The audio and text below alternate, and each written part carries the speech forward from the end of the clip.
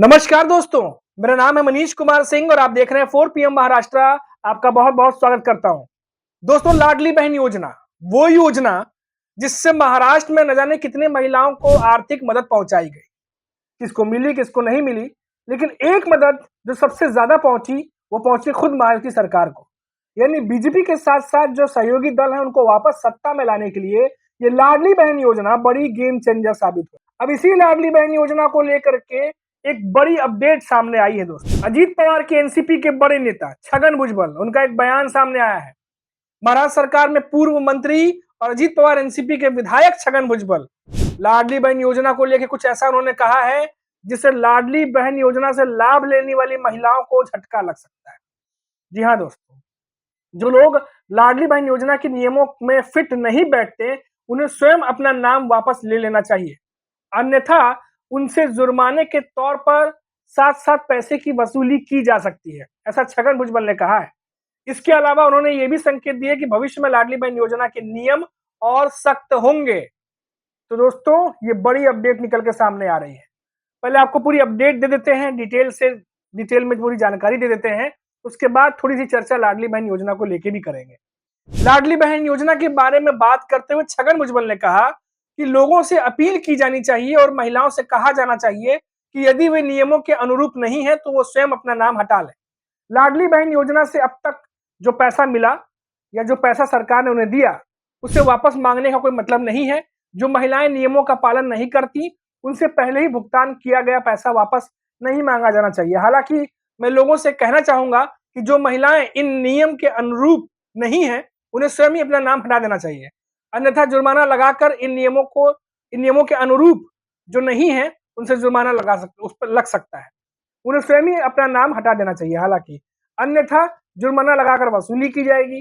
उन्होंने कहा कि अतीत में जो कुछ हुआ, उसे हमने अपनी लाडली बहनों को समर्पित किया।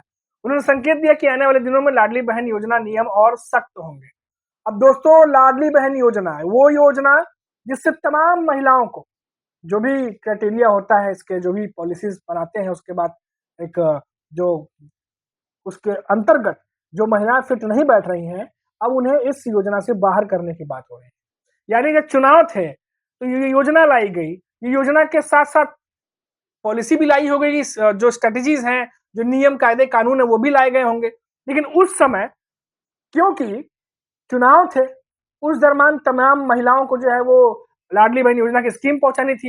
ये बात उस समय भी नेता कह सकते थे, लेकिन उस समय ये बात किसी महायुति के नेता ने नहीं कही।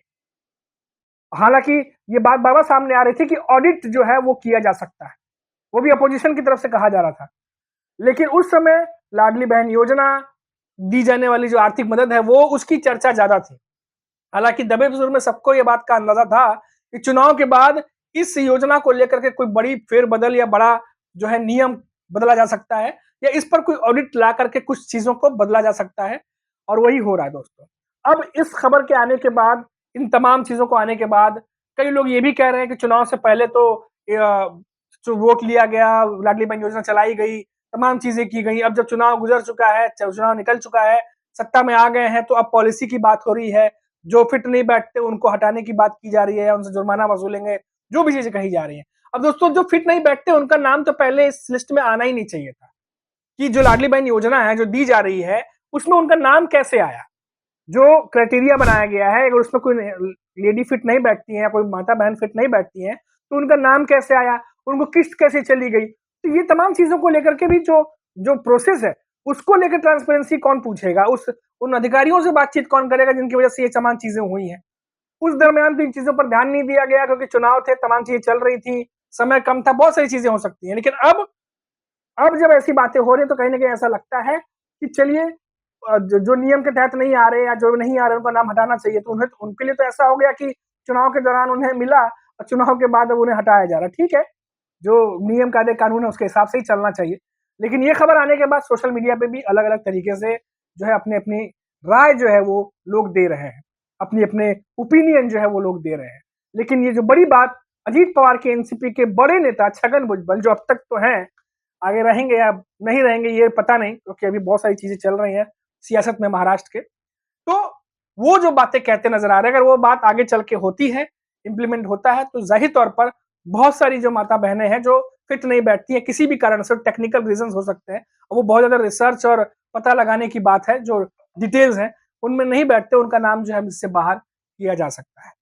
तो ये लाडली बहन योजना को लेके बड़ी अपडेट थी जो मैंने आप तक पहुँचाई है। और ज़्यादा जानकारी के लिए आप 4 पीएम महाराष्ट्र देखते रहिए, फिर लौटेंगे तो बात करेंगे किसी बड़ी खबर पर। तब तक के लिए इजाज़त दीजिए। नमस्कार।